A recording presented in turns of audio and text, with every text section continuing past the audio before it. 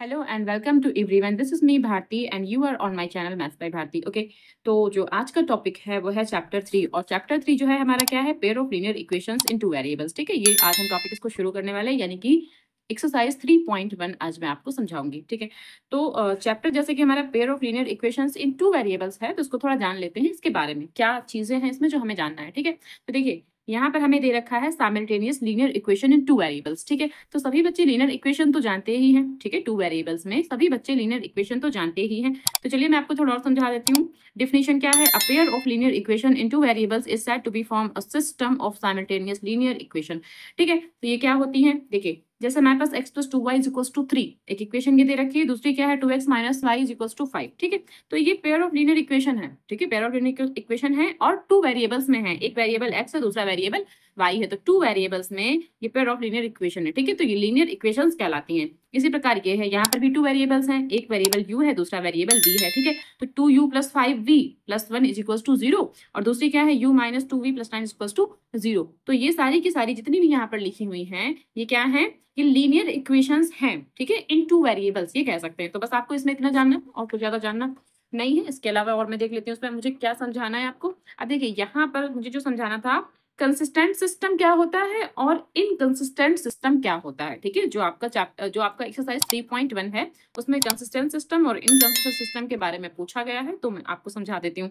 देखिए consistent system क्या होता है, a system of simultaneous linear equation is said to be consistent if it had at least one solution.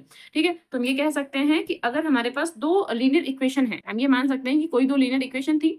ठीक है, हमने उसको सॉल्व किया और सॉल्व करने पर एटलीस्ट वन सॉल्यूशन तो आना ही चाहिए। ठीक है, एटलीस्ट वन सॉल्यूशन तो आना ही चाहिए। इसका मतलब दो सॉल्यूशन भी आ सकते हैं। ठीक है, इसका मतलब क्या, दो सॉल्यूशन भी तो आ सकते हैं, तो एटलीस्ट वन सॉल्यूशन तो आना ही चाहिए, तभी वो कंसिस्टेंट सिस्टम कहलाएगा। ओके, दूसरा क्या है, इनकंसिस्टेंट सिस्टम क्या है, a system of simultaneous linear equation is said to be inconsistent if it has no solution. अब अगर दो लीनियर इक्वेशन हमने ली और उनका कोई सोल्यूशन नहीं आया, यानी कि उनका कोई आंसर ही नहीं आया, हम ये कह सकते हैं कि उसका कुछ आंसर ही नहीं आया, उनको सॉल्व हम कर ही नहीं पा रहे, ये कह सकते हैं। तो क्या होगा, उस कंडीशन में वो इनकंसिस्टेंट सिस्टम कहलाएगा, यानी कि जो दोनों की दोनों हमारी लीनियर इक्वेशन हो जाएंगी तो वो किस सिस्टम पर बेस्ड होंगी, वो इनकंसिस्टेंट सिस्टम होगा। ठीक है, उस समय पर तो आपको ये जानना जरूरी था। और लीनियर इक्वेशंस के लिए आपको ग्राफ भी समझाना पड़ेगा, तो मुझे लगता है जहां पर ग्राफिक्स वाला आएगा मैं आपको ग्राफ वहीं पर समझाऊंगी, आपको वहां पर ज्यादा समझ में आएगा। ठीक है, तो जिस क्वेश्चन में ग्राफ आएगा मैं ग्राफ आपको उसी क्वेश्चन में समझा दूंगी। ओके, एंड इसके अलावा मुझे क्या आपको बताना था, एंड हाँ इसके अलावा मुझे आपको ये बताना है, इसमें देखिए एक मिनट। अब देखिए यहाँ पर हमें इंटरसेक्टिंग लाइंस, ठीक है, कोइंसिडेंट लाइन और पैरेलल लाइंस, तीन प्रकार की लाइनें अलग अलग दे रखी हैं। तो हमें ये बताना है कि ये जो लाइंस बनती हैं ये कब बनती हैं। तो अगर हमारे पास, ठीक है, टू लीनियर इक्वेशन दे रखी है, तो a1x plus b1y plus c1 is equals to 0 एक लीनियर इक्वेशन ये हो गई, और दूसरी है a2x plus b2y plus c2 is equals to 0। तो हमारे पास ये लीनियर इक्वेशन अगर दे रखी है तो इन लीनियर इक्वेशन को देखकर, ठीक है, बिना सॉल्व किए, यानी अगर हमें सॉल्व नहीं करना हो और बिना सॉल्व किए हमें ये बताना हो कि इंटरसेक्टिंग लाइन कब बनेगी। ठीक है, कब इंटरसेक्टिंग लाइन होगी, यानी कि जो वो दो लाइंस हैं इंटरसेक्टिंग कब होंगी, एक दूसरे को कहां पर और कब कट करेंगी, अगर हमें ये बताना हो। ठीक है, तो क्या करेंगे, तो a1 upon a2 is not equals to b1 upon b2, तब ये वाली कंडीशन अप्लाई करेंगे। ठीक है, क्या a1 upon a2 is not equals to b1 upon b2, तब ये कंडीशन अप्लाई करेंगे जब इंटरसेक्टिंग लाइंस हमें दिखाना होगा, यानी कि ये कंडीशन अप्लाई अगर हो रही है इसका मतलब इंटरसेक्टिंग लाइंस है। ठीक है, दूसरी कंडीशन क्या है, कोइंसिडेंट लाइंस, इसका मतलब क्या है, अगर a1 upon a2 is equals to b1 upon b2 is equals to c1 upon c2, अगर कहीं पर कोइंसिडेंट लाइन बनना है, बन रहा होगा, तो उसकी कंडीशन ये बन जाएंगी कहीं ना कहीं a1 upon a2 is equals to b1 upon b2 is equals to c1 upon c2। अगर ये कंडीशन कहीं पर बन रही हैं तो क्या होगा, उस कंडीशन में कोइंसिडेंट लाइन होंगी। ठीक है, पैरेलल लाइन कब बनेगी, if a1 upon a2 is equals to b1 upon b2 is not equals to c1 upon c2। ठीक है, a1 अपॉन a2 और b1 अपॉन b2 तो इक्वल होने चाहिए but not equals to c1 upon c2, लेकिन c1 upon c2 equal नहीं होने चाहिए, इस कंडीशन में पैरेलल लाइंस बनती हैं। ठीक है, तो ये तीनों ही कंडीशन आपको याद रखना है, क्योंकि कहीं ना कहीं एक्सरसाइज 3.1 में ये कंडीशंस यूज होने वाली है। ठीक है, अच्छा, इंटरसेक्टिंग लाइन का मतलब क्या होता है, कोई लाइन ऐसे बनी है और उसको एक लाइन ऐसे कट कर रही है, कहीं ना कहीं पर एक कट पॉइंट लग रहा है दो लाइन में, इसलिए उसको कहते हैं intersecting line.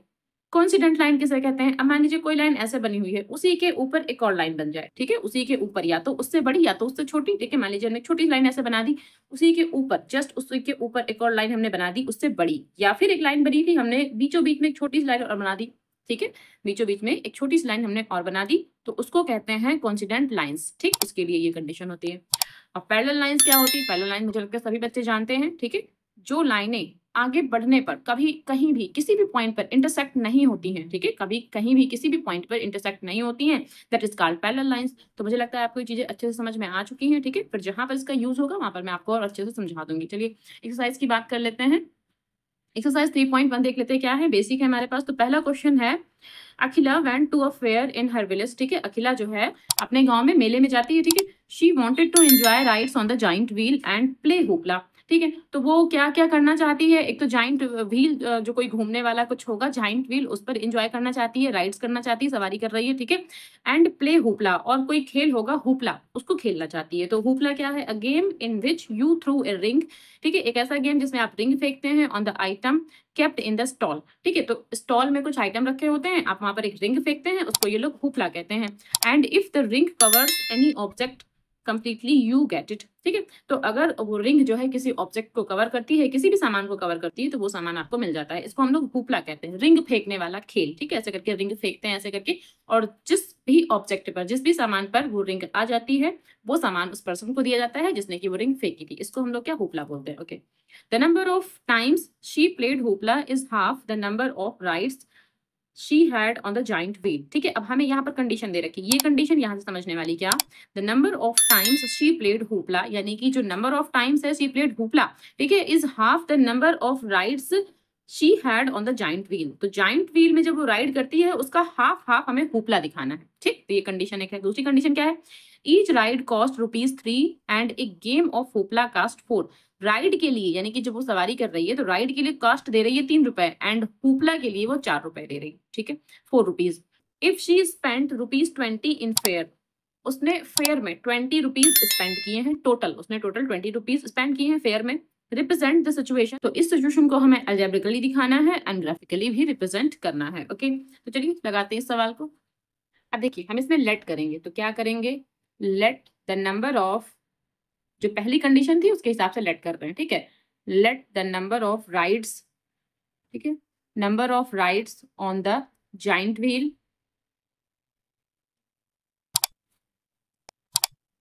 Is equals to x. इसको हमने एक्स मान लिया है। ठीक है, फिर हम क्या मानेंगे, and the number of times she played hoopla. ठीक है, और इसको हम लोग क्या मान लेते हैं, वाई मान लेते हैं। ठीक है, इसको हमने वाई मान लिया। अब अकॉर्डिंग टू क्वेश्चन, क्वेश्चन में क्या दिया था कि जाइंट जो व्हील वाला है, ठीक है, जो number of rides on giant wheel है वो हाफ है, किसका, हुपला का, जितने वो हुपला प्ले करती है उसका हाफ हाफ है। तो अकॉर्डिंग टू क्वेश्चन क्या हो जाएगा, अकॉर्डिंग टू क्वेश्चन इसका हमें हाफ करना है, किसका, जो ये राइड्स करती है। ठीक है, तो x/2 is equals to Y. अब यहाँ से एक इक्वेशन बनेगी, x इज इक्वल्स टू 2 को यहाँ ले जाएंगे तो 2y। ठीक है, ये 2y हो जाएगा। अब 2y को जब इस तरफ ले आएंगे तो माइनस का हो जाएगा, तो यहाँ से x minus 2y is equals to 0। यहाँ से इक्वेशन नंबर 1 बन जाएगी। ठीक है, और हमें राइड की कॉस्ट भी दे रखी है, तो यहाँ और लिखेंगे राइड कॉस्ट। राइड कॉस्ट कितनी दे रखी है, ₹3, ये हमें राइड कॉस्ट पता है। एंड हुपला कॉस्ट भी हमें दे रखा है, तो हुपला कॉस्ट भी हमें दे रखा है कितना, ₹4। तो यहाँ पर ₹4 लिख देंगे।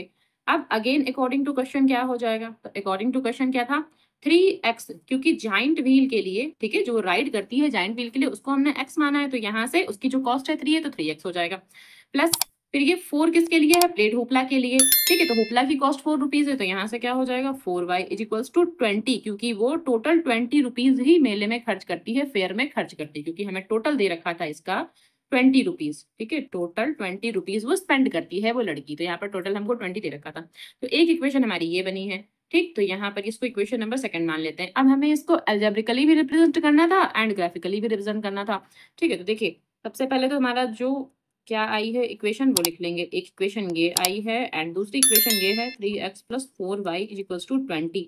तो ये तो हमारा एक आंसर हो गया, तो ये हमारा अलजेब्रिकली रिप्रेजेंट हो गया। ओके, अब हमें इसको ग्राफिकली भी रिप्रेजेंट करना था। तो देखिए ग्राफिकली रिप्रेजेंट करने के लिए क्या करते हैं, जो ये इक्वेशन हमारे पास दे रखी ना, इनको यहाँ नोट डाउन करते हैं। हमारे पास क्या दे रखा है, x minus 2y is equals to 0। इसके लिए कंडीशन बनाएंगे, तो इसके लिए कंडीशन कैसे बनाएंगे, समझिए इसको।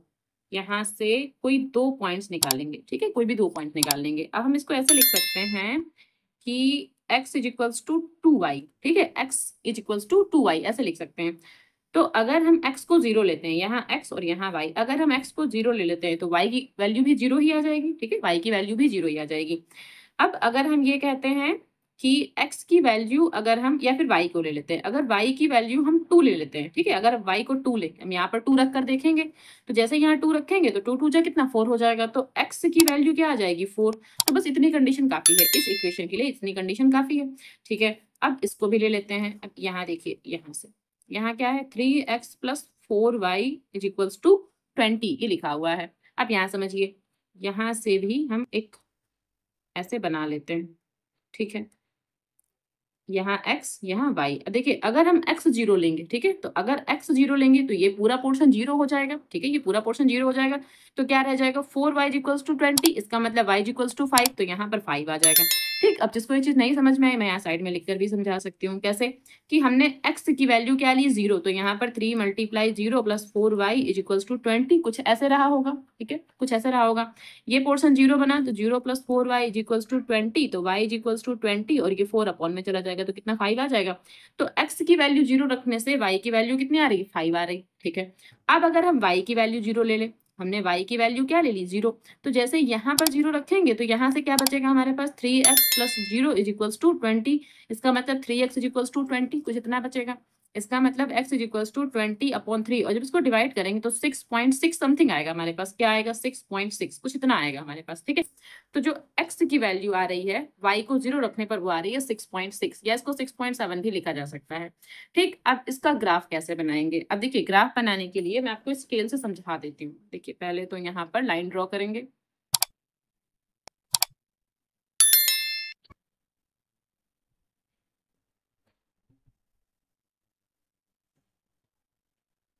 अब देखिए छोटे छोटे पॉइंट्स ले लेते हैं, ठीक है। अब देखिए मैक्सिमम पॉइंट हमारे पास क्या है, यहाँ पर मिनिमम है 2, या मिनिमम को 0 मान लेते हैं, 0 तो यहाँ पर पॉइंट आ जाएगा, मिनिमम 0 है और मैक्सिमम कितना है 6.6 या 6.7 भी इसको मान सकते हैं, ठीक है। और सारे के सारे पॉजिटिव हैं, तो हम ऐसा करते हैं कि इतनी समान दूरी पर, ठीक है, बराबर की दूरी पर हम यहाँ पर कुछ पॉइंट्स बनाए दे रहे हैं ऐसे करके, ठीक है।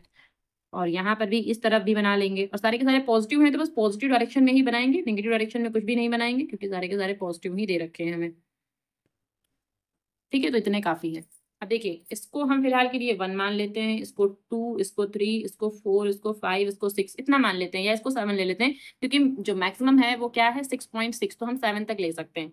यहाँ 1, यहाँ 2, यहाँ 3, यहाँ 4, यहाँ 5, यहाँ 6 और यहाँ 7, कितना काफी है। तो सबसे पहले क्या है x, ठीक है, 0 और y 0, सबसे पहले इस वाली लाइन के लिए ले रहे हैं, x minus 2y equals to 0, इस लाइन के लिए ड्रॉ करेंगे। तो x अगर 0 है तो y 0, तो पहला पॉइंट तो हमें यहीं पर मिलेगा, क्या 0,0, पहला पॉइंट तो यहीं पर मिला, ठीक है। अब देखिए दूसरा पॉइंट क्या है 4,2, x के लिए 4 लेना है, y के लिए 2 लेना है, तो x हमारा यहाँ होगा, ठीक है, ये x एक्सिस है, ये y एक्सिस है, ये x डैश है और नीचे यहाँ पर y डैश बनेगा, ठीक है। अब यहाँ से क्या हमें x के लिए 4 लेना है, लेकिन y के लिए क्या लेना है 2 लेना है, तो देखिए x की लाइन पे हमें 4 तक चलना है, तो 4 यहाँ मिला हमें एक 4 पॉइंट, ठीक है। y की लाइन में 2 लेना है, तो y यहाँ ऊपर की ओर, यहाँ 2, तो 2 यहाँ, यानी कि यहाँ से अगर हम इस तरफ बढ़े और यहाँ से इस तरफ बढ़े तो हमें ये पॉइंट मिलेगा, ठीक है भाई। 4 यहाँ और 2 यहाँ, क्योंकि 4,2 लेना था, 4 यहाँ है, y पे हमें 2 लेना है तो 2 यहाँ है। 4 से यहाँ ऐसे बढ़ेंगे, y से यहाँ ऐसे चलेंगे, तो यहाँ हमें ये पॉइंट मिलेगा, क्या मिलेगा यहाँ से 4,2, ये पॉइंट मिला हमें। अब इसको और इसको, ठीक है, मिलाती हुई एक रेखा खींच देंगे, यानी जो इन दोनों पॉइंट्स को टच कर रही है, ऐसी एक लाइन यहाँ पर ड्रॉ कर देंगे, ये ऐसे करके। तो जो ये लाइन है, ठीक है, जो ये लाइन है, ये लाइन कौन सी है, ये लाइन है x minus 2y equals to 0, ये लाइन, ये वाली लाइन हमने ड्रॉ कर दी यहाँ पर। अब ये वाली लाइन भी हमें ड्रॉ करनी है, इसको कैसे ड्रॉ करेंगे, देखिए x पर 0 है, y पर 5 लेना है, तो x यहाँ 0 है, ठीक है, 0 तो यहीं पर रहेगा, लेकिन y पर 5 यानी कि ऊपर की ओर बढ़ेंगे, तो यहाँ पर मुझे 5 लिखना था, ओके, ये 5 है, तो पहला पॉइंट तो हमें यहीं पर मिलेगा, क्या 0,5, एक पॉइंट तो हमें यहाँ पर मिल गया, ठीक। दूसरा पॉइंट क्या लेना है, x पर लेना है 6.6, 6.6 का मतलब है 6, अब देखिए 6.6 हम लगभग यहाँ पर ले सकते हैं, ठीक है, 6.6, क्योंकि 6.5 तो है नहीं, तो थोड़ा एक अंक आगे बढ़ा के, ठीक है, एक नंबर आगे बढ़ा देंगे, तो 6.6 हम यहाँ पर ले सकते हैं। और 0 0 तो यहीं पर रहेगा, यानी यहाँ पर हमें जो पॉइंट मिलेगा वो 6.6, 0 ये पॉइंट हमें मिला। अब इस लाइन को, इस पॉइंट को और इस पॉइंट को टच करती हुई एक लाइन यहाँ पर ड्रॉ करेंगे। देखिए यहाँ पर एक लाइन और ड्रॉ कर देंगे, ये लाइन। तो जो ये हमारा पॉइंट मिला है ना यहाँ पर, ये हमारा इंटरसेक्टिंग पॉइंट कहला रहा है, ठीक है, ये इंटरसेक्टिंग पॉइंट है।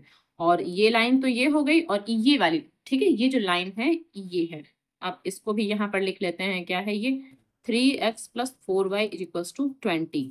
तो ये हमने एल्जेब्रिकली रिप्रेजेंट कर दिया था, और ये हमने ग्राफिकली भी रिप्रेजेंट कर दिया। तो क्वेश्चन नंबर 2 है, Aftab tales his daughter 7 years ago I was 7 times as old as you were then। ठीक है, तो यहाँ पर आफ्ताब अपनी बेटी से कहता है कि 7 years ago यानी 7 साल पहले मैं तुमसे 7 गुना ज्यादा बड़ा था। ठीक है, तो एक कंडीशन तो यहाँ से बनेगी, ऑल्सो 3 years फ्रॉम नाउ। ठीक है, अब ये कह रहा है कि अब से 3 साल के बाद आई shall be 3 times as old as you will be। तो मैं तुमसे 3 गुना हो जाऊंगा। ठीक है, मैं तुमसे, तुम जितनी हो मैं तुमसे 3 गुना हो जाऊंगा 3 साल के बाद। तो अपनी बेटी से ऐसा कहता है। इज नॉट दिस इंटरेस्टिंग, क्या ये इंटरेस्टिंग है? ठीक है, इंटरेस्टिंग तो है। Represent this situation algebraically and graphically, इस सिचुएशन को हमें एल्जेब्रिकली भी रिप्रेजेंट करना है एंड ग्राफिकली भी रिप्रेजेंट करना है। तो इस तरह के क्वेश्चन बहुत ही सिंपल होते हैं, हमें इसमें ना प्रेजेंट एज को लेट करके चलना होता है। ठीक है, प्रेजेंट एज को लेट करना है एंड देन जो क्वेश्चन में कहा है अकॉर्डिंग टू क्वेश्चन करते जाना है, और वेरी सिंपल क्वेश्चन होते हैं। तो चलिए मैं इसको सॉल्व करती हूँ, कैसे सॉल्व होगा। अब देखिए यहाँ पर क्या है, लेट करेंगे पहले डॉटर्स, जो डॉटर की एज होगी, डॉटर्स प्रेजेंट एज, इसको हम x ले लेते हैं। ठीक है, और जो यहाँ पर आफ्ताब है तो इनकी प्रेजेंट एज को y लेट कर लेते हैं। ठीक, अब इन्होंने 7 years ago की बात की थी, तो यहाँ से क्या लिखेंगे, 7 years ago। 7 years ago जो ये डॉटर रही होंगी, ठीक है, डॉटर में हम 7 टाइम्स कम कर देते हैं, 7 years ago यानी 7 साल पहले। और जो आफ्ताब हैं उनकी एज में भी 7 टाइम कम कर देते हैं। ठीक है, 7 कम कर देते हैं आफ्ताब की एज में, 7 ईयर ने कम कर दिया। अब कंडीशन क्या थी कि जो आफ्ताब की एज है वो 7 टाइम्स ज्यादा होगी। ठीक है, किससे, अपनी डॉटर से। तो यहाँ पर 7 टाइम हमें करना है। ठीक है, जो आफ्ताब की एज है उसमें हमें 7 टाइम कर देना है, सीधी सी बात है। तो बस ये चीज आपको समझ में आई। तो यहाँ से x - 7 = यहाँ से क्या हो जाएगा, 7y, और ये 7 का 7 से करेंगे तो कितना, 49 आ जाएगा। यहाँ से x माइनस और ये 7y। अब यहाँ से क्या, माइनस का 7, या एक काम कर लेते हैं, ठीक है, माइनस का 7 ऐसे लिखते हैं, इसको यहाँ ले आते हैं। तो ये क्या हो जाएगा, प्लस का 49 = 0। तो इसको लिख सकते हैं x - 7y, और ये प्लस का 42 = 0। ये इक्वेशन नंबर 1, इसको इक्वेशन नंबर 1 मान लेते हैं। अब जो सेकंड कंडीशन थी उसमें क्या बोला था, 3 years फ्रॉम नाउ, अब से 3 साल के बाद। तो यहाँ पर क्या लिखेंगे कि 3 years from now, 3 years from now. अब 3 years फ्रॉम नाउ यानी अब से 3 साल के बाद क्या होगा, जो प्रेजेंट एज है उसमें पहले 3 ईयर को ऐड करेंगे, जोड़ेंगे। तो जो इनकी बेटी की एज रही होगी वो क्या रही होगी, x + 3, और जो ये आफ्ताब की एज रही होगी वो क्या रही होगी, y + 3। ठीक है, अब 3 टाइम्स किस में ज्यादा बड़ा करना है, आफ्ताब ने कहा था कि जो मेरी एज होगी 3 साल के बाद वो 3 टाइम्स ज्यादा होगी तुमसे। इसका मतलब जो ये आफ्ताब हैं उनकी एज में हमें क्या करना था, 3 टाइम्स करना था। तो इनकी एज में 3 टाइम किया जाएगा। ठीक है, यहाँ से क्या, x + 3 = ये 3 का y से तो 3y आ जाएगा, और 3 का 3 से तो कितना आ जाएगा, 9 आ जाएगा। ठीक, अब यहाँ से x और ये 3y को यहाँ ले आएंगे तो माइनस का 3y, और ये प्लस का 3 ऐसे लिखा रहेगा। 9 को यहाँ ले आएंगे तो माइनस का 9 = 0। तो यहाँ से x - 3y - 6 = 0। ठीक है, एक इक्वेशन ये बन जाएगी। तो हमने 2 इक्वेशन यहाँ पर बना ली। अब ये हमारा एल्जेब्रिकली रिप्रेजेंट हो गया। ठीक है, दोनों इक्वेशन, एक ये और एक ये। अब चाहे तो आंसर यहाँ कहीं साइड में लिख सकते हैं कि हमने एल्जेब्रिकली इसको रिप्रेजेंट कर दिया है। तो हमारा जो आंसर रहेगा वो ये रहेगा, 42 = 0, और दूसरा क्या रहेगा, x - 3y - 6 = 0। तो ये 2 हमारे पास आंसर हो जाएंगे। अब इसको हमें ग्राफिकली भी रिप्रेजेंट करना है, तो उसके लिए जो ये हमारे पास इक्वेशन बनी हुई है, ठीक है, इसमें से x और y की वैल्यूज फाइंड आउट करेंगे। तो कुछ पॉइंट निकालेंगे यहाँ से। तो अब यहाँ से देखिए कैसे करना है। यहाँ से x - 7y + 42 = 0, इसको यहाँ लिख लेते हैं, और इस इक्वेशन को यहाँ इस तरफ लिख लेते हैं। ठीक है, = 0। इसको थोड़ा और सॉल्व करके लिखेंगे, थोड़ा और कैसे, 42 को वहां ले जाएंगे तो माइनस का 42, कुछ ऐसे। x को यहाँ ले जाएंगे तो माइनस का 7y इक्वल्स टू माइनस का 42, x को यहाँ ले जाएंगे तो ये माइनस, अब जो ये माइनस है इससे सारे माइनस कैंसिल हो जाएंगे, ठीक है, तो ये सारे माइनस हो गए कैंसिल, यानी सब जगह पॉजिटिव हो गया। तो y इक्वल्स टू 42, ठीक है, और यहाँ से प्लस का x और अपॉन में क्या है, ये 7 आ गया। इसको मैंने इतना सॉल्व कर लिया। अब यहाँ से हमें पॉइंट्स निकालने हैं, ठीक है, यहाँ से हमें कुछ 2-3 पॉइंट निकालने हैं x और y के। तो मैं 2 पॉइंट निकाल देती हूँ। अब देखिए, अगर x की वैल्यू, ठीक है, अगर x की वैल्यू हम 7 लेते हैं, अब वैल्यू हमें ऐसी लेनी है कि इन दोनों को जोड़ने से, ठीक है, इन दोनों को ऐड करें तो 7 से कट हो जाए, ऐसी वैल्यू आपको लेनी है। तो अगर सोचिए यहाँ पर अगर हम 1 रखेंगे, समझिए पहले, अगर यहाँ पर हम 1 रखेंगे तो 1 अगर 42 में अगर हम ऐड करेंगे तो 43 हो जाएगा, जो कि 7 से कट नहीं हो रहा है। तो ऐसी कंडीशन लो ही मत, ऐसी कंडीशन लेना ही नहीं है। कुछ ऐसी कंडीशन ले लो कि ताकि ये आराम से कट हो सके, ठीक है। तो हम अगर यहाँ पर 7 लेंगे तो यहाँ से क्या, इन दोनों को आपस में जोड़ेंगे तो 49 बनेगा, और 49 7 से कट होता है, तो इसलिए ऐसी ही कंडीशन लेके चलना। तो यहाँ x की जगह पर हम 7 ले रहे हैं, तो x के लिए हमने क्या लिया, 7। तो अगर इसमें हम 7 जोड़ेंगे तो ये 49 बन रहा है, 49 को 7 से कट करेंगे तो अगेन यहाँ पर 7 आ जाएगा। तो y की वैल्यू भी 7 आ रही है। अब यहाँ कुछ ऐसी कंडीशन लो कि एक बार और 7 से कट हो जाए, तो हम यहाँ 14 ले सकते हैं। अगेन हम यहाँ 14 ले सकते हैं, क्योंकि 14 में अगर हम 42 को जोड़ेंगे तो 56 बनेगा, और 56 हमारा 7 से कट हो जाता है। तो यहाँ पर हम 14 यानी x की वैल्यू इस बार हम क्या ले रहे हैं, 14 ले रहे हैं। जैसे यहाँ 14 रखेंगे, यहाँ 56 बनेगा, 56 7 से कट होता है 8 टाइम में, यहाँ पर 8 आ जाएगा। तो यहाँ से 2 कंडीशन हमने निकाली, ठीक है। यहाँ से भी 2 कंडीशन निकालेंगे, तो यहाँ से कैसे, तो -3y इक्वल्स टू, ठीक है, 6 को यहाँ ले जाएंगे तो पॉजिटिव, और x को यहाँ ले जाएंगे तो माइनस का हो जाएगा, negative. y is equals to 6 minus x upon में -3, ठीक है, ये -3 अपॉन में आ जाएगा। इसको ऐसे भी लिख सकते हैं, यहाँ पर जो ये जो माइनस है, माइनस को ऊपर ले जाएंगे तो ये जो माइनस है 6 के पास जाएगा, और इस माइनस को ये पॉजिटिव कर देगा, ऐसा कुछ, ठीक है।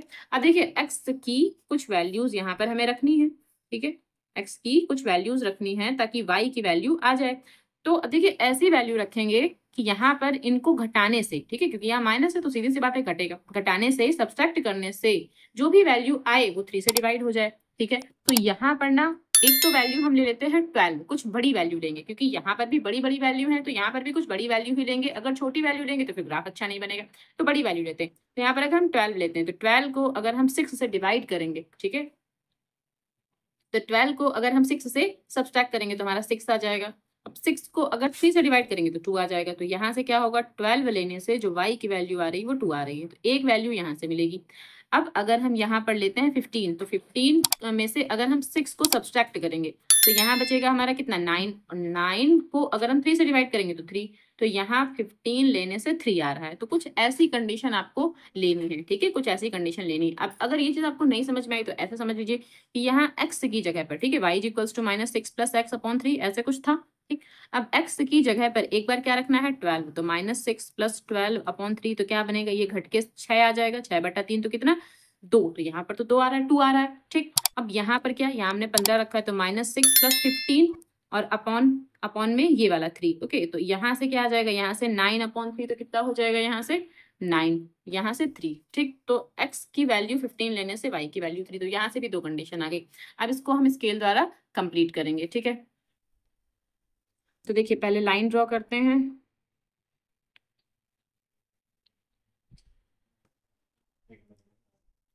अब देखिए, यहाँ पर कुछ पॉइंट्स भी ले लेते हैं छोटे छोटे से।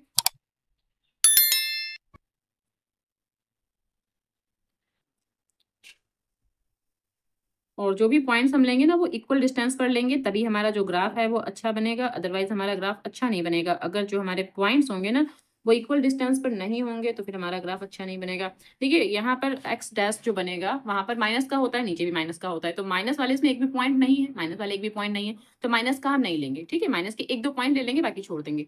और हमें कितना लेना है, मैक्सिमम हमें लेना है 15 तक, क्योंकि मैक्सिमम हमारा 15 है और मिनिमम हमारा 2 है, तो मिनिमम 2 लेना है, मैक्सिमम 15 तक हमें जाना है। अब यहाँ से इस तरफ भी कुछ पॉइंट्स लगा लेते हैं, यहाँ यहाँ यहाँ, ठीक है। कुछ इतने पॉइंट हमने ले लिए यहाँ पर। अब देखिए, हम पॉइंट ऐसे लेते हैं, यहाँ 1, यहाँ 2, यहाँ 3, यहाँ 4, 5, 6, 7, 8, 9, 10, 11, 12। अब यहाँ से मैं ले रही हूँ 13, यहाँ 14 और यहाँ 15, क्योंकि मैक्सिमम जो है हमारा 15 तक है, तो हमने यहाँ इसको 15 तक ले लिया। अब इस तरफ, और y एक्सिस पर मैक्सिमम कितना है हमारा 8 है, ठीक है। y एक्सिस पर जो मैक्सिमम है वो 8 है, तो हम यहाँ सिर्फ 8 तक लेंगे या 9 तक ले सकते हैं। तो 1 2 3 4 5 6 7 एंड 8, हमने 8 तक ले लिया यहाँ पर, ठीक है, इतना काफी है। और यहाँ से -1 -2 और नीचे भी यहाँ पर -1 -2, और ये पॉइंट हमारा क्या रहेगा 0,0, ये वाला पॉइंट हमारा 0,0 रहेगा, ठीक है। अब देखिए ये x एक्सेस है, ये x डैश है, यहाँ y है एंड यहाँ y डैश है, ठीक है। अब देखिए इसमें हमें ना ये पॉइंट्स ड्रॉ करने यानी कि लाइन ड्रॉ करनी है। तो देखिए सबसे पहले इस लाइन के लिए, ठीक है, जो हमारे पास लाइन है x - 7y + 42 = 0, इस लाइन के लिए जो पॉइंट्स हैं 7,7, ठीक है, x पर 7 है, y पर भी 7, तो जो पहला पॉइंट हमें मिलेगा वो इसमें से क्या मिलेगा, x एक्सिस पर यहाँ 7 और y एक्सिस पर यहाँ 7, ठीक है। तो 7 और 7 ये यहाँ से यहाँ तक जाएगा, ये यहाँ से यहाँ 7 तक यहाँ तक, और ये भी यहाँ से यहाँ तक। तो पहला पॉइंट हमें ये मिलेगा 7,7, एक पॉइंट हमें ये मिला, ठीक। और दूसरा पॉइंट मिलेगा 14 पर 8, ठीक है, 14 यानी x एक्सिस पर 14 लेना है, y एक्सिस पर हमें 8 लेना है। तो x एक्सिस पर 14 तो ये रहा, और y एक्सिस पर 8, तो इसको भी अगर हम ऐसे ऊपर की ओर ले जाएंगे तो कुछ यहाँ पर, और 8 हमें कुछ यहाँ पर, तो ये पॉइंट मिलेगा, ठीक है भाई। 8 से यहाँ तक जाएंगे क्योंकि y एक्सिस पर 8 लेना है, और x एक्सिस पर 14, तो 14 यहाँ है, तो यहाँ से ऐसे और यहाँ से ऐसे, तो कुछ ये पॉइंट हमें मिलेगा। तो ये पॉइंट जो है वो है 14,8। अब इन दोनों पॉइंट्स को आपस में पटरी के द्वारा मिला देंगे, स्केल के द्वारा लाइनों को ड्रॉ करेंगे। तो कैसे, हमारा जो एक लाइन जो हमारी बनेगी वो कुछ ऐसे बनेगी, ठीक है। तो इस लाइन का नाम दे देते हैं x - 7y + 42 = 0, तो ये हमारी एक लाइन हो गई। अब दूसरी लाइन ये वाली भी हमें ड्रॉ करनी है, ठीक है। इस पॉइंट के लिए जो दूसरी लाइन है हमें ये वाली, कि x - 3y - 6 = 0, इसको भी हमें ड्रॉ करना है। देखिए ये कैसे, सबसे पहले 12 पर 2, यानी कि 12 तो हमारा यहाँ पर है, ये 12 है हमारा, और 2 कहाँ पर है, 2 y एक्सिस पर लेना है, तो 2 यहाँ पर है, तो 12 से यहाँ तक जाएंगे और 2 से यहाँ तक, तो हमें ये पॉइंट मिलेगा, ठीक है। 12 से यहाँ तक और 2 से यहाँ तक, तो हमें मिला 12,2, एक पॉइंट हमें ये मिलेगा। दूसरा पॉइंट है 15 पर 3, तो देखिए 15 यहाँ है, ठीक है, और 3 यहाँ कहाँ y एक्सिस पर लेना है, तो यहाँ 3 है, तो 15 से यहाँ तक जाएंगे और 3 से यहाँ तक, तो कुछ यहाँ पर हमें ये पॉइंट मिलेगा। यहाँ पर ये क्या है 15,3, ये पॉइंट हमें मिल रहा है। तो इन दोनों को ऐसे, ठीक है, इन दोनों को पॉइंट्स को ऐसे मिलाते हुए ड्रॉ कर देंगे, ठीक। तो अब इसको और आगे बढ़ाएंगे जब, ठीक है, जब इसको और आगे बढ़ाएंगे तो ये कहीं ना कहीं किसी ना किसी पॉइंट पे इंटरसेक्ट करेगा। तो आपको उतना दिखाने की जरूरत नहीं है, इतना काफी है, ठीक है। हालांकि ये कहीं ना कहीं किसी, अगर ये थोड़ा सा और पेज बड़ा होता तो इसको हम कहीं ना कहीं किसी एक पॉइंट पर मैच करवा सकते थे। इसको आगे बढ़ाते, इसको आगे बढ़ाते, ये कहीं ना कहीं किसी एक पॉइंट पर टच कर जाते, ठीक है। तो फिलहाल ये इतना कंप्लीट हो गया, ठीक है, और ये हमारा ग्राफिकली रिप्रेजेंट हो गया। Question number 3 है, the path of a train A is given by the equation 3x + 4y - 12 = 0, and the path of another train B is given by the equation 6x + 8y - 48 = 0. Represent the situation graphically. तो हमें इसको graphically represent करना है, it means हमें इसका एक graph बनाना है, ठीक है। तो क्वेश्चन नंबर 3 में जो इक्वेशन हमें दे रखी है वो क्या दे रखी है, 3x + 4y - 12 = 0, एंड जो अंदर इक्वेशन दे रखी है वो क्या है, 6x + 8y - 48 = 0। ये ट्रेन ए के लिए है, ठीक है, ट्रेन ए के लिए इक्वेशन दे रखी है, एंड ये ट्रेन बी के लिए इक्वेशन दे रखी है, ठीक है, ये ट्रेन बी के लिए हमें इक्वेशन दे रखी है। अब यहाँ से हमें x एंड y की वैल्यूज फाइंड आउट करनी है, यानी कि हमें कुछ पॉइंट्स निकालने हैं। तो कैसे करेंगे, देखिए यहाँ 4y = 12, 12 को इस तरफ ले जाएंगे तो पॉजिटिव हो जाएगा, और 3x यहाँ ले जाएंगे तो माइनस का हो जाएगा। तो y = 12 - 3x अपॉन में 4, ऐसा लिख सकते हैं, ठीक है। इसको कैसे लिख सकते हैं, 8y, ठीक है, 8y = 48, ये 48 यहाँ ले जाएंगे, और 6x को जब इस तरफ ले जाएंगे तो माइनस का हो जाएगा, और 8 यहाँ से हटा देंगे, तो 48 - 6x, और ये 8 कहाँ आ जाएगा, अपॉन में आ जाएगा। अब यहाँ से हमें वैल्यूज फाइंड आउट करनी है। देखिए कैसे वैल्यूज निकालेंगे, यहाँ x, यहाँ y, ठीक है। अब यहाँ पर कुछ ऐसी वैल्यूज लेंगे, ठीक है, कुछ ऐसी, या फिर पहले हम 0 लेकर ही देख सकते हैं। तो सबसे पहले तो हम 0 ले लेते हैं, तो यहाँ पर जैसे ही 0 लेंगे तो यहाँ कितना हो जाएगा, तो ये पूरा पोर्शन 0 हो जाएगा, यानी कि 12। अब 12 को अगर 4 से डिवाइड करेंगे तो कितना, 3 आ जाएगा, ठीक है। तो यहाँ से तो हमें 3 मिल रहा है। अब y को 0 रख के देख सकते हैं, अगर हमारा y 0 है, सपोज कीजिए y 0 है, तो हम यहाँ पर y 0 मान लेते हैं, ठीक है, y 0 मान लेते हैं। तो इस इक्वेशन में देखिए ठीक है, वैसे इस इक्वेशन से भी कर सकते हैं, वैसे इस वाली इक्वेशन में देखिए, अगर ये 4y हमारा 0 हो जाए तो बचेगा क्या, 3x minus 12 is equal to 0, इतना बचेगा। ठीक है, यहाँ से देखिए 3x क्या माइनस का 12 इज इक्वल टू 0, इतना बचेगा। तो x इज इक्वल टू 12 और ये 3 कहाँ आ जाएगा, अपॉन में, तो ये कट होके कितना 4 आ जाएगा। यानी कि y0 पर जो x की वैल्यू आ रही है वो 4 आ रही है, ऐसे कह सकते हैं। तो बस हमें 2 ही पॉइंट निकालने होते हैं, तो 2 पॉइंट ही हमारे काफी है। ठीक है, अब यहाँ से देखिए, यहाँ से हम क्या कर सकते हैं, यहाँ से भी हम 0 रख के देख सकते हैं। तो यहाँ x यहाँ y, अब यहाँ पर जैसे ही हम 0 रखेंगे, ठीक है, यहाँ जैसे 0 रखेंगे ये पूरा पोर्शन 0 हो जाएगा। तो 48/8 यहाँ पर 6 आ जाएगा। ठीक है, यहाँ 6 आ जाएगा। अगेन हम यहाँ y को 0 रख सकते हैं। अब जैसे ही हम यहाँ पर 0 रखेंगे तो होगा क्या, 6x minus 48 is equal to 0, क्योंकि ये पूरा पोर्शन तो 0 हो जाएगा। यहाँ से x इज इक्वल टू 48 और ये जो 6 है अपॉन में आ जाएगा, इसको जब कट करेंगे तो 8 टाइम कट हो जाएगा। तो y0 रखने से, ठीक है, y0 रखने से जो x आ रहा है वो 8 आ रहा है। अब हमें दो जो है पॉइंट्स इसके मिल गए, 2 पॉइंट्स इसके मिल गए। अब इसका हम ग्राफ बनाएंगे। ठीक है, ग्राफ बनाने के लिए क्या करेंगे, स्केल से इसको पहले ड्रॉ करेंगे।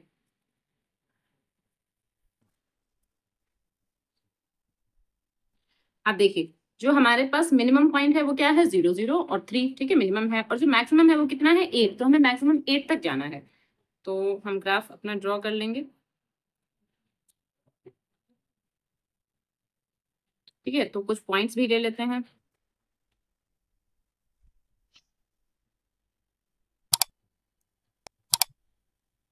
ठीक है, एंड यहाँ पर भी, और सारे के सारे जो पॉइंट्स है ना वो पॉजिटिव हैं, तो पॉजिटिव डायरेक्शन में ही लेंगे, नेगेटिव डायरेक्शन में लेने की जरूरत नहीं पड़ेगी हमें, क्योंकि सारे के सारे जो पॉइंट्स रहेंगे वो हमारे पॉजिटिव ही हैं। ठीक है, तो इतने पॉइंट्स काफी है हमारे पास। ये एक्स एक्सिस है, ये वाई एक्सिस है, ये एक्स डैश है, ये वाई डैश है। ठीक है, अब यहाँ से क्या, हम यहाँ से, यहाँ हमें 0 0 पता है, यहाँ 1, यहाँ 2, यहाँ 3, यहाँ 4, यहाँ 5, यहाँ 6, यहाँ 7, यहाँ 8। ठीक है, ये 8 पॉइंट्स हो गए। यहाँ 1, यहाँ 2, यहाँ 3, यहाँ 4, यहाँ 5, यहाँ 6, यहाँ 7, हमने यहाँ 7 तक ले लिया। अब जो पहला पॉइंट है इस लाइन के लिए, ठीक है, इस वाली लाइन के लिए, 1 मिनट, यहाँ इस लाइन के लिए जो पहला पॉइंट है वो क्या है, 0 एंड 3। तो 0 तो हमें यहाँ मिलेगा, क्योंकि ये हमारा 0 0 पॉइंट होता है, तो 0 यहाँ मिलेगा। एंड वाई एक्सिस पे 3 जाना है, तो वाई एक्सिस मतलब ऊपर की ओर 3, पहला पॉइंट हमें यहाँ मिलेगा 0,3, क्योंकि 0 तो एक्स एक्सिस पर है, जो कि 0 हमें यहाँ मिलेगा, लेकिन वाई एक्सिस पर 3 मतलब ऊपर की ओर जाना है, तो यहाँ 0,3 मिल जाएगा। अब एक्स एक्सिस पर 4 लेना है, वाई पर 0, तो एक्स एक्सिस पर 4 मतलब यहाँ ये वाला पॉइंट। ठीक है, और y0 का मतलब यहीं पर, तो ये पॉइंट यहीं पर रहेगा, कहाँ, 4,0, एक ये पॉइंट हमें मिला। अब इन दोनों पॉइंट्स को मिलाती हुई एक लाइन बना देंगे। ठीक है, एक लाइन ड्रॉ करेंगे। ये हमने एक लाइन ड्रॉ कर ली। ठीक है, और दूसरी लाइन यहाँ से, अच्छा इस लाइन का नाम भी दे देते हैं, इस लाइन का नाम है 3x plus 4y minus 12 is equal to 0। ठीक है, इस लाइन का नाम ये हो गया। अब इसके लिए पॉइंट, तो 0 के लिए 6, ठीक है, x पर 0 और y पर 6 चल रहा है, तो x एक्सिस पर हमें क्या लेना है, 0, एंड y एक्सिस यानी ऊपर की ओर हमें 6 लेना है, तो 6 पॉइंट यहाँ पर, तो 0,6 ये पॉइंट मिलेगा। ठीक, अब दूसरा पॉइंट है, x एक्सिस पर हमें 8 लेना है एंड y एक्सिस पर हमें 0 लेना है, तो x एक्सिस पर 8 यहाँ लेना है, तो 8,0, एंड y एक्सिस पर हमें क्या लेना है, 0 लेना है। ठीक है, तो इन दोनों पॉइंट्स को मिलाती हुई एक यहाँ पर लाइन ड्रॉ करेंगे, ऐसे करके। ठीक है, ऐसे करके हमने एक लाइन और ड्रॉ कर ली। तो यहाँ पर हमारा क्या आया, ये 8,0 और ये 0,6, और इस लाइन का जो नाम है वो रहेगा 6x plus 8y minus 48 is equals to 0। अब ये जो दोनों लाइनें हैं ना, ये पैरेलल लाइंस है। ठीक है, पैरेलल लाइंस जो होती हैं वो आगे बढ़ाने पर कहीं पर भी इंटरसेक्ट नहीं करती हैं, तो ये पैरेलल लाइंस है, और बस ये हमारा ग्राफिकली रिप्रेजेंट हो गया और ये कंप्लीट हो गया। ठीक है, क्वेश्चन नंबर 4 है, Gloria is walking along the path joining -2 -3 and 2, -2। ठीक है, तो जो ग्लोरिया के लिए जो पथ दे रखा है, ज्वाइनिंग पथ, वो क्या है, -2 एंड 3। ठीक है, and 2, -2, while Suresh is walking along the path joining, और जो सुरेश है उसके लिए जो पाथ दे रखा है वो क्या है, 0,5 and 4,0। Represent the situation graphically, इसको हमें ग्राफिकली रिप्रेजेंट करना है। ठीक है, तो पॉइंट्स हमें ऑलरेडी इसमें गिवन है। ठीक है, यानी कि हम ये कह सकते हैं कि एक्स एंड वाई के लिए अगर हम यहाँ पर पॉइंट्स बनाए तो क्या हो जाएंगे हमारे पास, यहाँ -2 और 3, और यहाँ क्या 2 और -2, ये हमारे पास बन गए ग्लोरिया के लिए पॉइंट्स। और सुरेश के लिए जो पॉइंट्स बनेंगे वो क्या बनेंगे, यहाँ पर भी यही हमारा सेम, कैसे, यहाँ x एंड यहाँ y, तो यहाँ 0 एंड 5 और यहाँ 4 एंड 0। ठीक है, 4 एंड 0 ये हमारा हो गया। अब हमें क्या करना है, इसको लाइन में ड्रॉ करना है। ठीक है, इसको हमें ग्राफिकली दिखाना है, तो लाइन ड्रॉ करनी पड़ेगी। यहाँ लाइन ड्रॉ कर लेते हैं। अब देखिए जो हमारा मैक्सिमम पॉइंट है, ठीक है, जो हमारे पास जो मैक्सिमम पॉइंट है वो कितना 5 है, तो हम 5 तक ही लेंगे नॉर्मली इसमें। तो इसमें कुछ लाइनें भी, कुछ पॉइंट्स भी बना लेते हैं। तो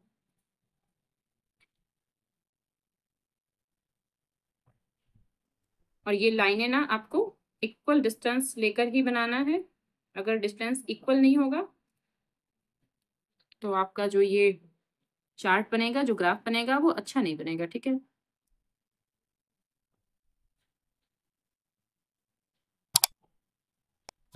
क्योंकि इसमें माइनस भी है तो नीचे की ओर भी हमको बनाना है, ठीक है। ये एक्स एक्सिस, ये एक्स डैश, ये वाई एंड ये वाई डैश, ठीक है।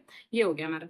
अब देखिए यहाँ पर क्या एक्स कॉमा वाई, तो -2 and 3, तो -2 एक्स एक्सिस पर -2 यानी इस तरफ -2, तो यहाँ -1 और यहाँ -2 हम ये मान लेते हैं, तो ये -2, तो एक पॉइंट तो हमें ये मिलेगा -2, ठीक है। और क्या है, वाई पर हमें 3 लेना है, तो -2 and 3, वाई पर 3 मतलब ऊपर की ओर। अच्छा मैं यहाँ पहले पॉइंट लिख लेती हूँ कुछ, 4 5 6 एंड 7, और यहाँ क्या -1 -2 -3 -4, इतना काफी। यहाँ 1 2 3 4 5 6 7 एंड 8, इतना काफी है, ठीक है। अब देखिए यहाँ पर क्या -2 हमें ये पॉइंट मिला था, और y पर कितना लेना है -3, तो यहाँ नहीं, y पर +3, ओके। तो ऊपर की ओर +3 मतलब यहाँ। अब -2 से यहाँ तक और 3 से यहाँ तक, तो एक पॉइंट हमें यहाँ मिलेगा -2 and 3, एक पॉइंट तो हमें यहाँ मिला, ठीक है। जो ग्लोरिया के लिए जो पहला पॉइंट है वो ये रहेगा, -2 and 3 यहाँ पर मिलेगा। दूसरा पॉइंट क्या है, 2 and -2, तो एक्स एक्सिस पर 2 लेना है, ठीक है, तो पॉजिटिव इस तरफ चलेगा, यानी पहला पॉइंट ये मिला। y पर -2, तो नीचे की ओर चलेंगे, -2 का मतलब ये, यानी कि यहाँ से यहाँ तक और यहाँ से यहाँ तक पॉइंट हमें यहाँ मिलेगा, क्या 2 and -2, तो इसको और इसको, ठीक है, मिला देंगे, मिलाती हुई एक लाइन ड्रॉ कर देंगे। ये हमने एक लाइन यहाँ पर ड्रॉ कर दी, और इस लाइन का, इस लाइन, अच्छा नेम तो दे नहीं सकते, सिर्फ पॉइंट ही थे, तो बस ये लिख सकते हैं ग्लोरिया के लिए है, ये ग्लोरिया के लिए है, और जो अगली लाइन ड्रॉ होगी वो सुरेश के लिए हो जाएगी, ठीक है। तो अब यहाँ से क्या, अब यहाँ देखिए, यहाँ से x पर 0 एंड y पर 5 लेना है, तो 0 तो यहीं पर रहेगा, लेकिन y पर 5 मतलब ऊपर क्यों चलना है, तो एक पॉइंट हमें यहाँ मिलेगा 0 पर 5, ठीक है, पहला पॉइंट। और दूसरा पॉइंट जो मिलेगा हमें, x पर 4 लेना है, y पर 0, तो x पर 4 मतलब यहाँ, और y पर 0, तो y पर 0 मतलब यहीं रहेगा, तो x पर 4, तो 4,0, यानी इसको और इस पॉइंट को हमें मिलाती हुई एक रेखा खींचनी है, एक लाइन ड्रॉ करनी है, ठीक है। तो कुछ ऐसे, ठीक है, कुछ ऐसे। अब देखिए ये जो लाइन है ये इंटरसेक्टिंग लाइन होगी, क्योंकि इसको थोड़ा अगर हम और आगे बढ़ाएंगे तो ये कहीं ना कहीं किसी ना किसी एक पॉइंट पर जरूर कट हो जाएगी, जब इसको आगे बढ़ाएंगे तो ये यहाँ कट होगी। फिलहाल इतना काफी है, जितना उन्होंने पॉइंट दिया था उस हिसाब से इतना काफी है, और ये हमारा कंप्लीट हो गया, ओके। क्वेश्चन नंबर 5 है, I am comparing the ratios a1/a2, b1/b2 and c1/c2, and without drawing them, find out whether the lines representing the following pairs of linear equation intersecting at a point are parallel or coincide, ठीक है। तो हमको ये बताना है कि क्या जो ये लाइंस हैं, ठीक है, जो ये लाइंस हैं, 3 क्वेश्चन इसमें दे रखे हैं, तो जो ये लाइंस हैं क्या ये पैरेलल लाइंस हैं, या फिर इंटरसेक्ट एट ए पॉइंट है, या फिर ये कोइंसाइड है, ये हमको बताना है, ओके। तो देखिए इसका तरीका मैंने आपको बताया था कि इंटरसेक्टिंग लाइंस के लिए जो कंडीशन होती है, क्या a1/a2 is not equal to b1/b2, इसमें हमें c1/c2 नहीं देखना होता है, सिर्फ पहले 2 ही देखने होते हैं, ठीक है। और कोइंसिडेंट के लिए क्या होता है, a1/a2 is equal to b1/b2 and is equal to c1/c2। And parallel lines के लिए क्या होता है, a1/a2 is equal to b1/b2 is not equal to c1/c2, ये होता है पैरेलल लाइंस के लिए। तो बस हमें सिर्फ इतना ही चेक करना है, और इसका हमें ग्राफ नहीं बनाना है, ठीक है। तो तीनों क्वेश्चंस मैंने यहाँ नोट डाउन कर लिए। अब देखिए ये a1 है, ये a2 है, तो यहाँ से 5/7, क्योंकि a1/a2 ये कहलाएगा। अब यहाँ से क्या है, 4/6, यहाँ से माइनस था, तो माइनस का 4/6, तो पहले हम सिर्फ 2 ही चेक करेंगे। तो इसको चेक करने से हमें क्या समझ में आ रहा है कि 5/7, या इसको कट भी कर सकते हैं, तो कट करने से क्या आएगा 2/3, तो 5/7 इज नॉट इक्वल्स टू -2/3। अब ये दोनों इक्वल तो है नहीं, आपस में नॉट इक्वल्स टू है, इसका मतलब a1/a2 is not equals to b1/b2। जब ऐसी कंडीशन है तो ये क्या है, ये इंटरसेक्टिंग एट ए पॉइंट है, तो यहाँ पर क्या लिखेंगे, intersecting at a point, at a point, ठीक है। तो इंटरसेक्टिंग एट ए पॉइंट, तो जो पहला हमारा सोल्यूशन आया वो क्या है, इंटरसेक्टिंग एट ए पॉइंट, क्योंकि a1/a2 is not equal to b1/b2, कुछ ऐसा हो रहा था। अब इसमें चेक कर लेते हैं, यहाँ से क्या है 9/18, यहाँ इज इक्वल्स टू, यहाँ 3/6 इज इक्वल्स टू, यहाँ से 12/24, ठीक है। अब या तो इसमें पहले 2 ही चेक कर लेते हैं, 2 चेक करने से हमें क्या मिलेगा, यहाँ से 9 1 जा 9, 9 2 जा 18, यहाँ से 3 1 जा 3, 3 2 जा 6, यहाँ से 12 1 जा 12, और 12 2 जा 24, यानी कि यहाँ 1/2, यहाँ भी 1/2 और यहाँ भी 1/2। इसका मतलब क्या है, ये a1/a2 is equals to B1/B2 is equals to C1/C2। जब ऐसी कंडीशन होती है तो ये क्या बन जाते हैं, तो ये हमारे कोइंसिडेंट बन जाते हैं। ठीक है, तो यहाँ पर क्या लिखेंगे, कोइंसिडेंट। ठीक है, तो ये जो इसका जो आंसर आया है ये कोइंसिडेंट आया है। ठीक, अब ये थर्ड वाला भी चेक कर लेते हैं कि इसका आंसर क्या रहेगा। अब यहाँ देखिए, यहाँ 6/2 और यहाँ से क्या है -3। ठीक है, और यहाँ से माइनस का 1 और यहाँ से क्या है 10/9। तो यहाँ से कट करते हैं इसको 2 से, तो 2 1 जा 2, 2 3 जा 6 और यहाँ से माइनस कैंसिल हो गया। तो 3/1 इज इक्वल्स टू, यहाँ से भी 3/1 but is not equals to 10/9। ठीक है, कुछ इतना बन रहा है। इसका मतलब क्या है, इसका मतलब ये है कि A1/A2 is equals to B1/B2 but it not equals to C1/C2। ठीक है, जब C1/C2 नॉट इक्वल्स टू होता है तो ये लाइन कैसी बनती है, पैरेलल लाइंस। तो यहाँ पर क्या लिखेंगे, पैरेलल लाइंस, पैरेलल लाइंस। तो यहाँ पर ये कंप्लीट हो गया, यहाँ पर भी लिख सकते हैं लाइंस। ठीक है, तो ये हमारा कंप्लीट हो गया। तो क्वेश्चन नंबर 5 बिल्कुल सिंपल सा क्वेश्चन था। इस तरह के क्वेश्चन अगर ऐसे आते हैं तो आप इसको कर सकते हैं। ठीक है, क्वेश्चन नंबर 6 है, given the linear equation 2x + 3y - 8 is equals to 0, write another linear equation in two variables such that the geometrical representation of pairs so formed is। ठीक है, तो जो ये इक्वेशन है इसके ही इक्वल में हमें एक और इक्वेशन बनानी है ताकि ये दोनों, यानी कि ये और जो एक और इक्वेशन हम बनाएंगे वो कैसे हो सके। फर्स्ट में क्या दे रखा है, इंटरसेक्टिंग लाइन हो सके। सेकंड, ये इक्वेशन दे रखी है, अब एक इक्वेशन ऐसे बनाए कि दोनों हमारी कैसे हो जाए, पैरेलल लाइन हो जाए। थर्ड हमें क्या दिया है कि ये इक्वेशन तो है, एक इक्वेशन ऐसे बनाए इसी से मिलती जुलती ताकि ये और ये दोनों क्या हो जाए, कोइंसिडेंट लाइंस हो जाए, यानी कि जो भी इक्वेशन ले वो कोइंसिडेंट लाइंस हो जाए। तो हमें कुछ ऐसी इक्वेशन बनानी है। ठीक, तो चलिए मैं आपको समझाती हूँ कैसे करना है। अब देखिए क्वेश्चन मैंने यहाँ नोट डाउन कर लिया।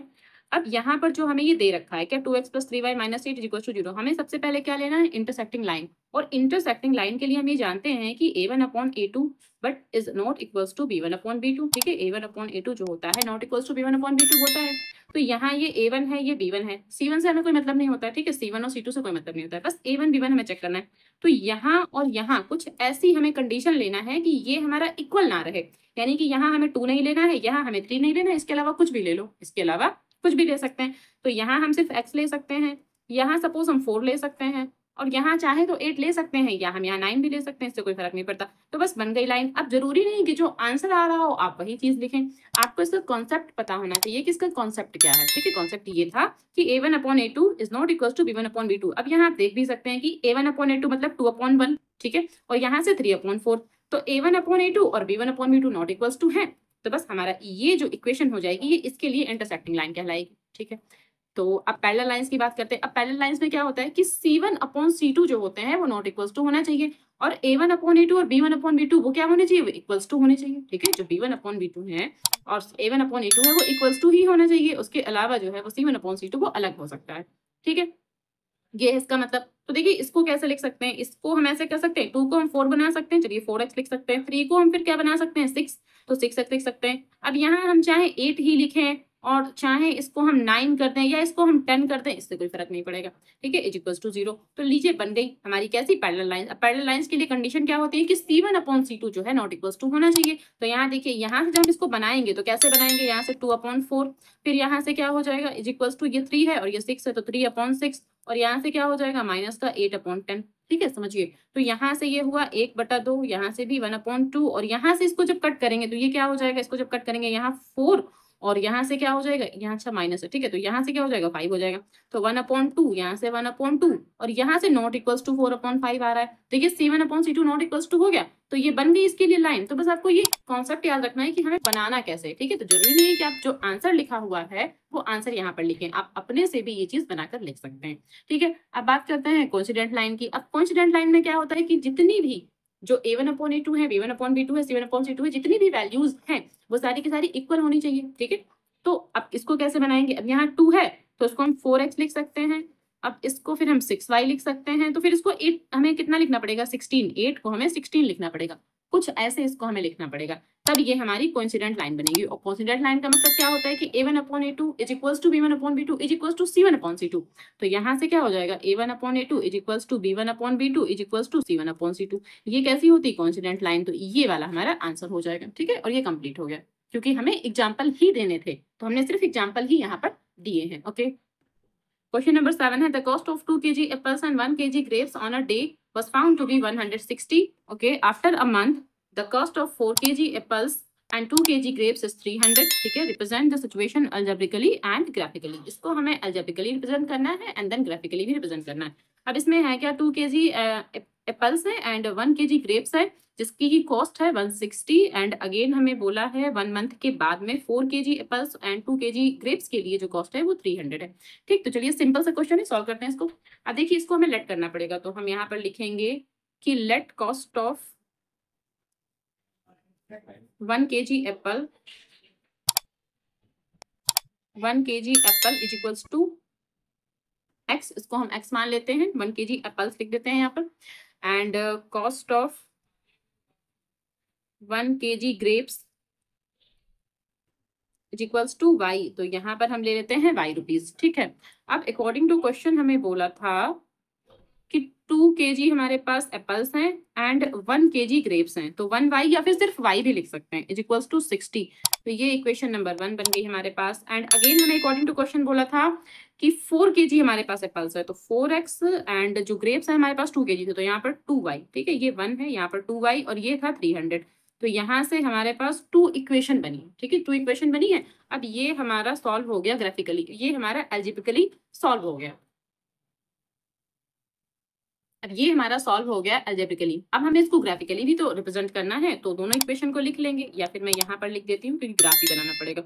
तो इन दोनों इक्वेशन को, पहली इक्वेशन क्या है 2x plus y is equals to 160 और दूसरी इक्वेशन यहाँ से है 4x plus 2y is equals to 300। दो इक्वेशन है। अब इसके लिए हम x और y की वैल्यूज फाइंड आउट करेंगे, ठीक है। यहाँ पर भी सेम वैसे ही बनाना है और यहाँ पर भी हम x और y की वैल्यूज फाइंड आउट करेंगे। अब देखिए यहाँ x, यहाँ y, यहाँ पर भी x और यहाँ पर y। जैसे ही हम x को 0 लेंगे, यहाँ x 0 ले लिया तो ये पूरा पोर्शन 0 हो गया, तो y की वैल्यू 160, तो यहाँ से हमने ये 160 लिखा। अगेन अगर हम y को 0 लेते हैं, अगर हम y 0 लेंगे तो 2x इज इक्वल्स टू 160, ठीक है, 2x इज इक्वल्स टू 160, इसका मतलब x इज इक्वल्स टू 80, तो यहाँ पर क्या हो जाएगा 80। अब यहाँ से देखिए, यहाँ अगर हम x को 0 लेते हैं, अगर x 0 है तो 2y इज इक्वल्स टू कितना 300, इसका मतलब y is equals to 150। By 2 से इसको डिवाइड करेंगे क्योंकि ये तो पूरा 0 हो चुका, तो 2 से इसको डिवाइड कर देंगे। अब अगर हम y को 0 लेते हैं, ठीक है, अगर y को 0 लेते हैं तो 4x इज इक्वल्स टू 300, तो x is equals to 300 upon 4, तो 4 से जब इसको डिवाइड करेंगे 300 को तो यहाँ 75 आ जाएगा। तो ये आपको शॉर्ट में करना है, जितना आप शॉर्ट कर सकते हैं उतना अच्छा है, और अगर आप शॉर्ट नहीं कर सकते तो लिख के कर लीजिए, ठीक है, इसमें कोई बड़ी बात नहीं है। तो चलिए इसका हम ग्राफ बनाते हैं। तो देखिए पहले हम इसको ड्रॉ कर लेते हैं।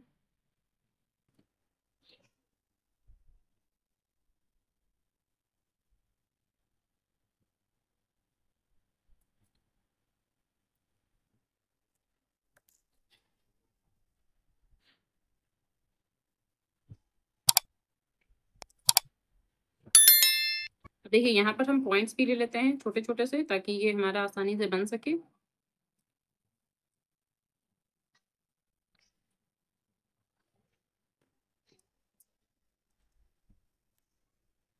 ठीक है, क्योंकि सारे पॉइंट्स जो हैं वो पॉजिटिव हैं, तो हम पॉजिटिव डायरेक्शन में ही ले रहे हैं, ठीक है।